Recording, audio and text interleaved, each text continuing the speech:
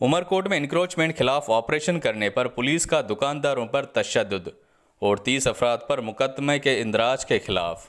PTI के रुकने कौमी असेंबली लालचंद माली ने दुकानदारों पर पुलिस तशद्दुद की मजम्मत करते हुए कहा कि पुलिस ने जिस नौजवान को गिरफ्तार करके तशद्दुद का निशाना बनाया, उस नौजवान के वालिद और चचा को कत्ल किया गया था। आज तक उसके कातिल पुलिस गिरफ्तार नहीं कर सकी। कि एक मासूम को 5 पुलिस एहलकार सरेआम तशद्दुद करते पाए गए। ये वो मासूम लड़का है जिसके बाप को दिन दहाड़े कत्ल कर दिया गया, उसको उसके चचा को कत्ल कर दिया गया और ये चोर पुलिस आज तक उसके कातिल गिरफ्तार करने में नाकाम रही। अदलिया की आड़ में हमारे पार्टी के कारकुनों को इंतकामी कार्रवाइयों का निशाना बनाया जा रहा है। पुलिस भत्ताखोरी में मुलविस है। उमरकोट के मासूम शहरियों से भत्ताखोरी करनी है।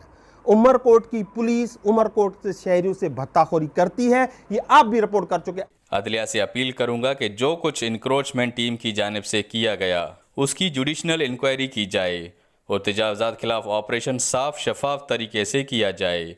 अगर पुलिस ने मजीद गिरफ्तारियां की तो पुलिस इस बार मुझे मद्दे मुकाबल पाएगी। अमीन डिप्लाई, ग्लोबल न्यूज़, उमरकोट। मैं डिस्ट्रिक्ट एंड सेशन जज उमरकोट को गुजारिश करूंगा कि इंतजामिया ने जो सियासी कार्रवाई की है कोर्ट की आड़ लेके, इस पे वो खुद जुडिशियल इंक्वायरी करे।